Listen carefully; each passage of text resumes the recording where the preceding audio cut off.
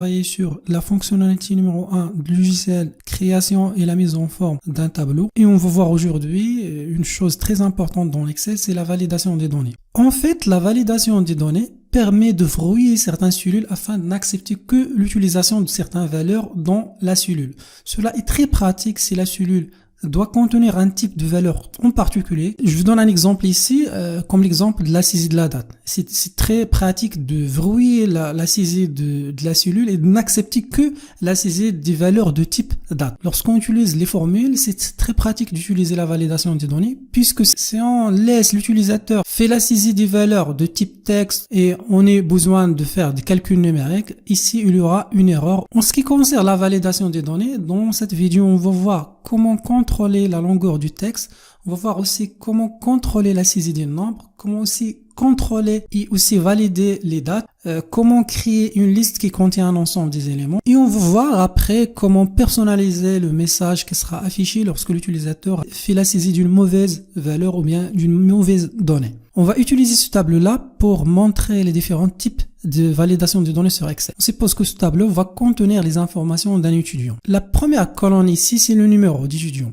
On sait bien que le numéro d'étudiant, c'est un nombre entier et positif. On ne peut pas avoir ici des valeurs qui contiennent de la virgule ou bien de texte. Alors, pour contrôler la saisie du numéro d'étudiant, on doit utiliser la validation des données. Il faut d'abord sélectionner les cellules concernées. Après, on va passer à l'onglet de données après validation des données. Ensuite, on va choisir nombre entier. Après, il faut choisir la donnée.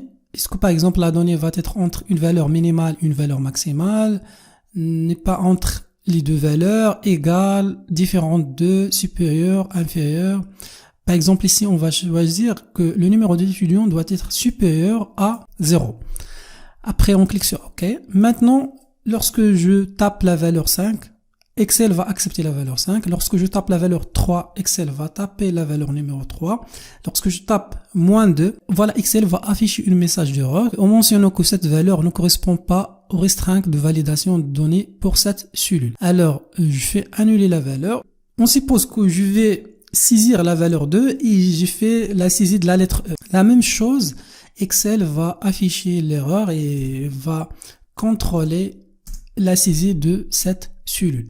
Maintenant, je passe au deuxième type de validation, c'est la longueur de texte.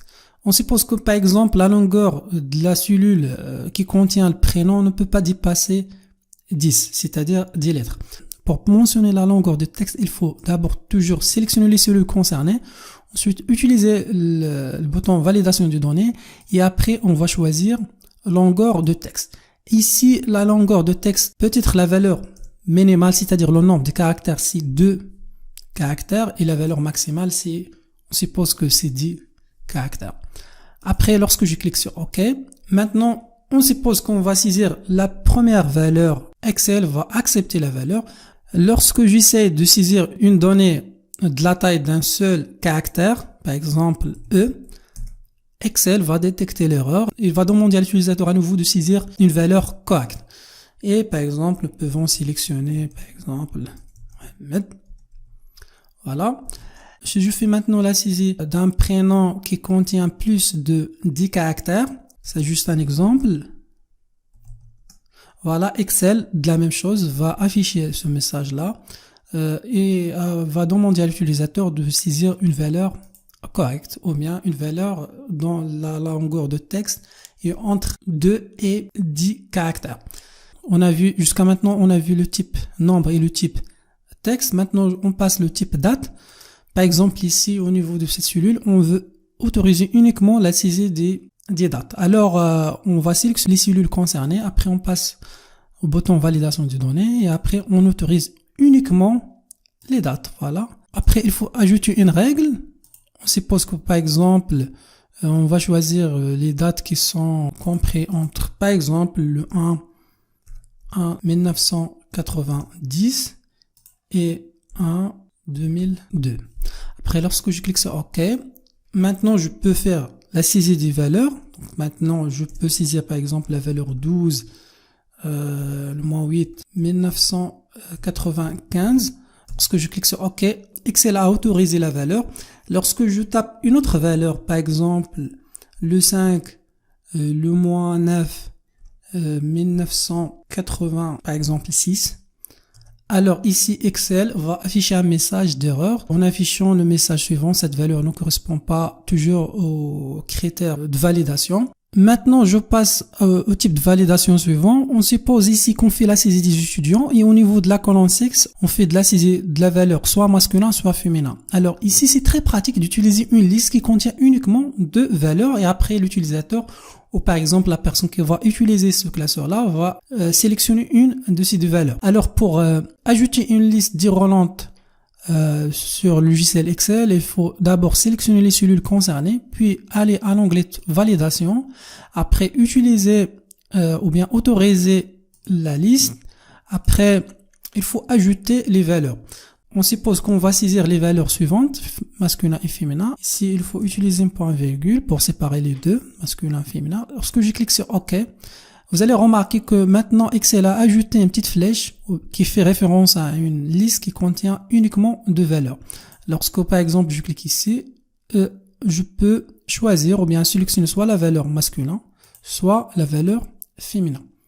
Et de la même chose pour les autres cellules. En ce qui concerne la liste utilisée au niveau de la colonne sexe, les valeurs ou bien les éléments de cette liste sont ajoutés d'une façon manuelle. Maintenant, on veut faire de la même chose pour la colonne ville, mais les valeurs de la colonne ville sont saisies d'une façon automatique en utilisant les valeurs suivantes. Pour créer une liste déroulante à partir d'un ensemble des valeurs déjà stockées dans Excel, il faut faire de la même chose. Premièrement, toujours, il faut sélectionner les cellules concernées, puis aller à l'onglet validation des données.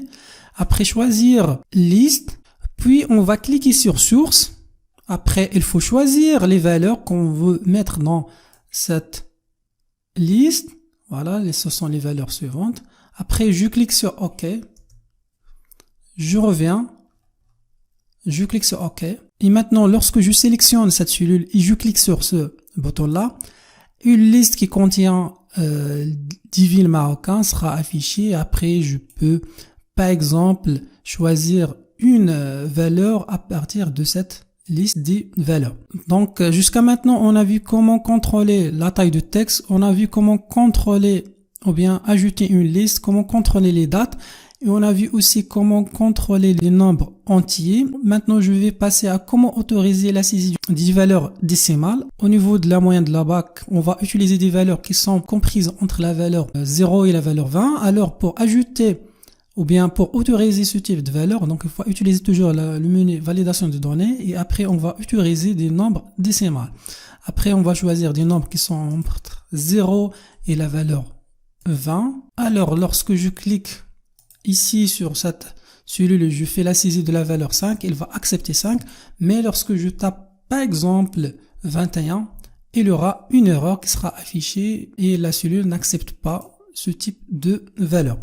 Maintenant, je passe à la dernière chose dans cette vidéo, c'est comment personnaliser le message d'erreur. On suppose que l'utilisateur, par exemple, a saisi ici dans cette cellule la valeur -9. Donc normalement, il y aura un message par défaut qui sera affiché à l'utilisateur. Et l'autre objectif, c'est de personnaliser l'affichage de ce message.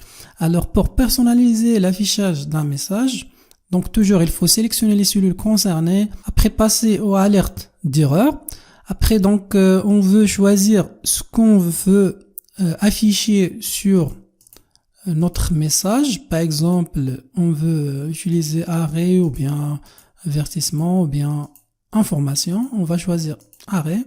Au niveau du titre de la message, on veut afficher par exemple ce message-là. Après pour le message d'erreur, on peut par exemple écrire le message suivant. Donc veuillez entrer une valeur correcte. Et finalement, je clique sur OK. Maintenant, lorsque je fais la saisie de 8, donc 8, il va accepter 8, mais lorsque je tape par exemple -3, voilà, notre message personnalisé est apparu, donc ops, veuillez entrer une valeur correcte et après je clique sur annuler. Une autre chose très importante dans la validation de données, c'est que Excel nous permet d'ajouter un message d'entrée. Je vous donne un exemple. Lorsque je sélectionne la cellule A5, on peut afficher un message d'indication à l'utilisateur pour saisir une valeur entière. Pour ajouter ce message-là, il faut faire de la même chose, aller sélectionner les données d'abord. Ensuite, aller à l'onglet validation et se positionner au niveau du deuxième onglet, message de saisie. Après, il faut ajouter un titre. Donc, on va choisir comme titre indication. Et pour le message de saisie ou bien d'entrée, vient entrer une valeur entière positive. Alors, je clique sur OK. Alors, lorsque je positionne la cellule ici au niveau du prénom, ça va nous donner aucune chose puisque la validation ou bien le message d'entrée est précisé au niveau de la colonne numéro. Mais lorsque je sélectionne une cellule dans la colonne numéro, un message d'indication est affiché, permet ici de donner des indications qui vont aider l'utilisateur pour saisir une valeur correcte. Alors, dans cette vidéo, on a vu ce qu'on appelle la validation des données. C'est une fonctionnalité d'Excel qui permet de contrôler la taille du texte saisi, permet aussi de contrôler le type de valeurs, que ce soit des valeurs entières, des valeurs décimales. Aussi permet de contrôler la saisie des dates. Aussi, la validation des données nous permet d'ajouter une liste déroulante qui contient un ensemble des éléments qui vont être utiles pour faciliter la saisie des données. Et une dernière chose pour la validation des données qu'on a vu, c'est de comment personnaliser le message d'erreur et aussi comment ajouter un message d'entrée.